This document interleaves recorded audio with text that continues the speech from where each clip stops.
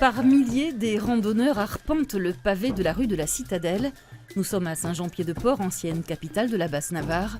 Une ruelle entièrement dédiée aujourd'hui au chemin de Saint-Jacques de Compostelle.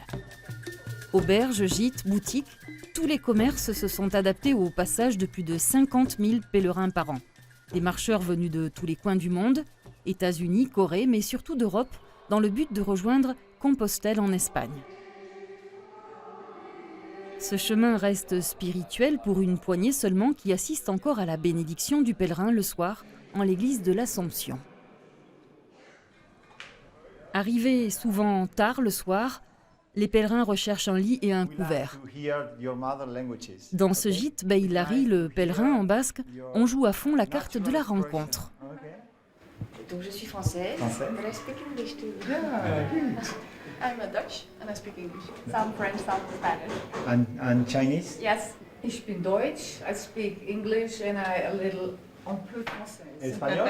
Espagnol. Non? Nada.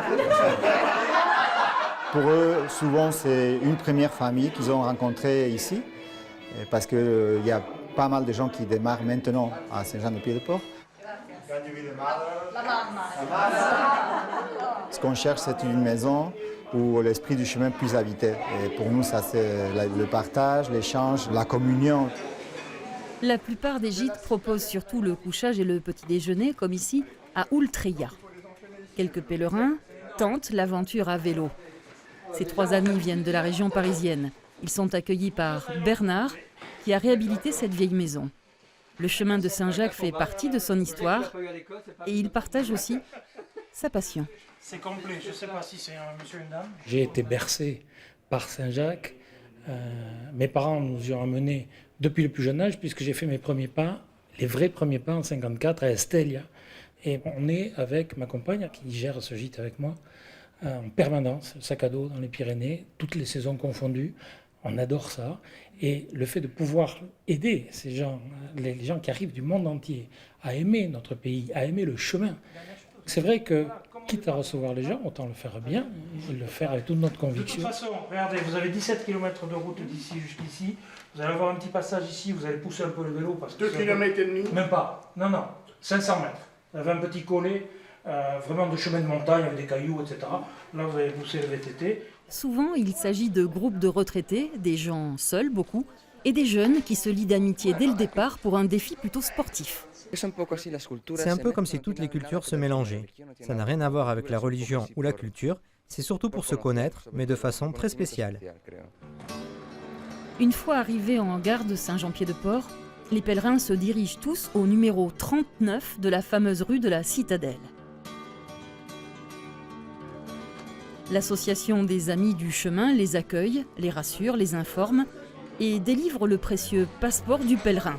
Une preuve qu'on est bien passé par là. C'est le lieu mythique par excellence. C'est là le passage des pèlerins depuis des siècles, étant catholique mais non pratiquant, mais ouvert à toutes les spiritualités. Je m'inscris dans une démarche spirituelle. Je rêvais de faire ce chemin depuis 25 ans. Ce sera la première fois, une façon pour moi de vivre simplement. Parce qu'il a entendu parler du chemin de Compostelle. Pour lui, c'est un chemin mystique et mythique et il a choisi de le faire pour voir ce que c'était. L'engouement pour le chemin de Saint-Jacques entraîne une nouvelle activité, centrée 6 mois dans l'année de mai à novembre. Saint-Jean-Pied-de-Port ne compte que 1500 habitants.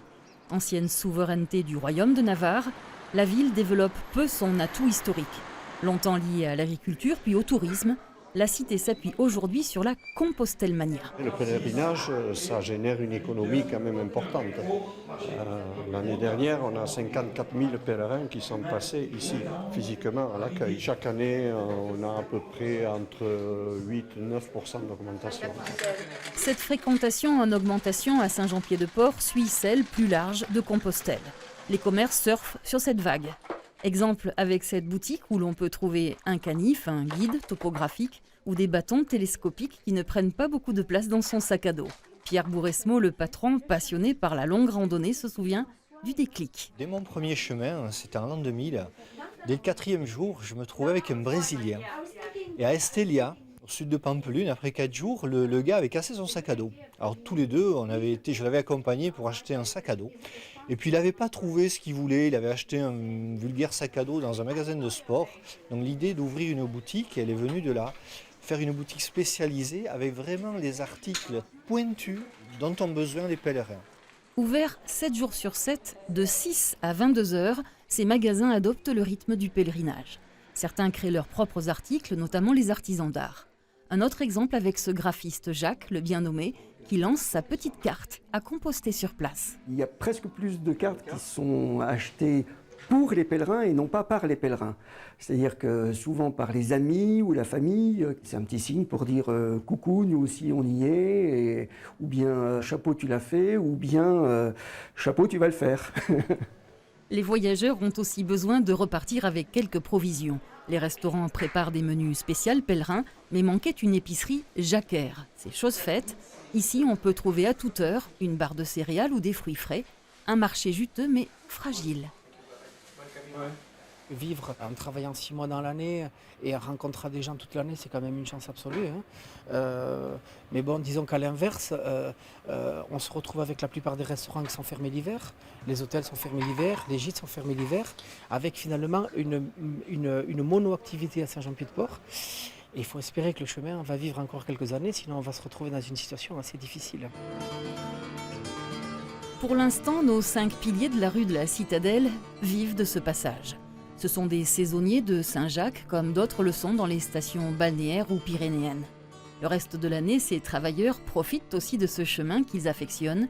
Quand ces patrons quittent leur ruelle, ils ne sont après tout qu'à 790 km de Compostelle.